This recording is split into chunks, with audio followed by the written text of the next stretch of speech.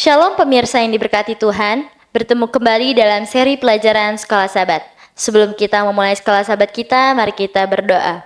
Tuhan Allah Bapa kami yang bertata dalam kerajaan surga, terima kasih atas berkat-Mu kepada kami. Saat ini kami akan memulai pelajaran Sekolah Sabat kami, kiranya Engkau menuntun kami Tuhan, agar kiranya pelajaran ini dapat kami ingat dan menjadi penuntun bagi kehidupan kami. Dalam nama Yesus kami berdoa, amin. Pelajaran Sekolah Sabat kita pada Kamis 6 Januari 2025 berjudul Suatu Tujuan yang Pantas. Di bawah payung kemurahan dan penghantaran Allah, Allah senang bahkan pada sambutan positif terkecil terhadap kasih-Nya. Melalui Dia yang satu-satunya layak untuk dikasihi dan dirinya sendiri yang secara sempurna besar, kita masing-masing dapat diperhitungkan benar dan terhitung di antara orang-orang yang dikasihi Allah, yang akan hidup bersamanya dalam kasih yang sempurna untuk selama-lamanya. Inilah pengharapan besar penebusan yang menyangkut pekerjaan Kristus bagi kita di surga. Namun, Anda mungkin bertanya-tanya, apakah ini termasuk saya? Bagaimanakah jika saya tidak cukup baik? Bagaimanakah jika saya takut bahwa saya tidak mempunyai cukup iman? Bacalah Markus 9 ayat 17-29.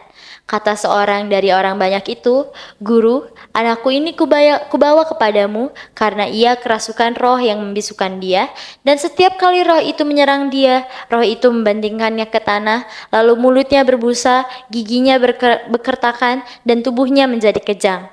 Aku sudah meminta kepada murid-muridmu supaya mereka mengusir roh itu, tetapi mereka tidak dapat." Maka kata Yesus kepada mereka, "Hai kamu, angkatan yang tidak percaya, berapa lama lagi aku harus tinggal di antara kamu? Berapa lama lagi aku harus sabar terhadap kamu? Bawalah anak itu kemari."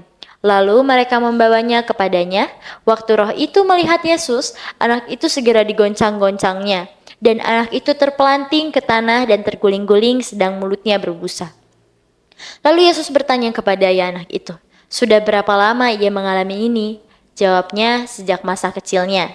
Dan seringkali roh itu menyeretnya ke dalam api ataupun ke dalam air untuk membinasakannya. Sebab itu, jika engkau dapat berbuat sesuatu, tolonglah kami dan kasihanilah kami. Jawab Yesus, "Katamu, jika engkau dapat, tidak ada yang mustahil bagi orang yang percaya." Segera anak itu berteriak, "Aku percaya, tolonglah aku yang tidak percaya ini." Ketika Yesus melihat orang banyak makin datang berkerumun, ia menegur roh jahat itu dengan keras, katanya, "Hai kau roh yang menyebabkan orang menjadi bisu dan tuli, aku memerintahkan engkau keluarlah daripada anak ini dan jangan memasukinya lagi." Lalu keluarlah roh itu sambil berteriak dan menggoncang-goncang anak itu dengan hebatnya. Anak itu kelihatannya seperti orang mati, sehingga banyak orang yang berkata, "Ia sudah mati." Tetapi Yesus memegang tangan anak itu dan membangunkannya, lalu ia bangkit sendiri.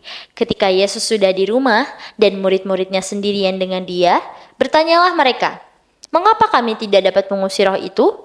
Jawabnya kepada mereka, "Jenis ini tidak dapat diusir kecuali dengan berdoa." Bagaimanakah Allah menanggapi orang dalam cerita tersebut?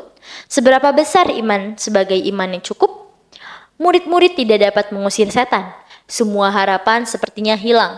Namun Yesus datang dan berkata kepada sang ayah, "Tidak ada yang mustahil bagi orang yang percaya." Markus 9 ayat 23.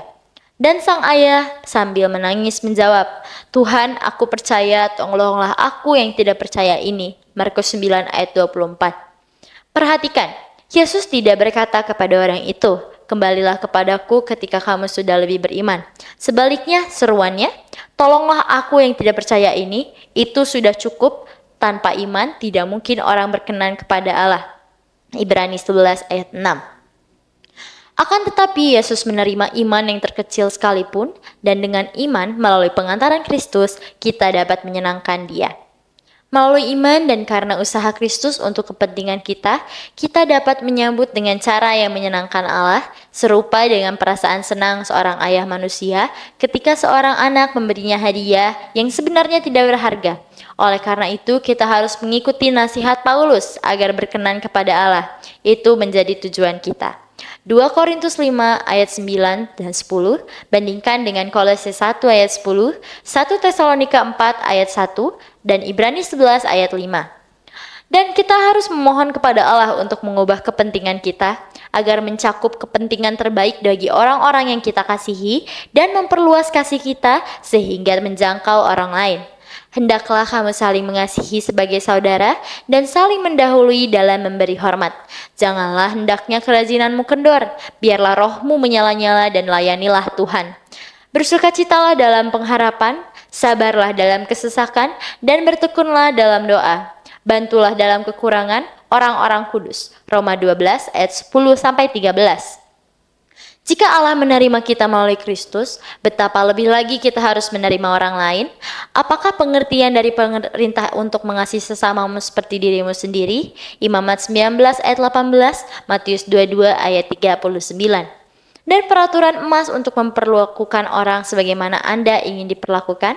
Tuhan memberkati. Mari kita kembali bersatu dalam doa. Tuhan Allah Bapa kami, puji syukur Tuhan, pada saat ini kami sudah belajar pelajaran Sekolah Sabat. Berkati Tuhan agar kiranya pelajaran yang kami dengarkan, pelajaran yang sama-sama kami pahami, kiranya menjadi suatu berkat bagi kami, menjadi suatu pelajaran yang sangat berharga bagi kehidupan kami. Kami menyerahkan hidup kami ini ke dalam tangan-Mu, dalam nama Yesus kami berdoa, amin.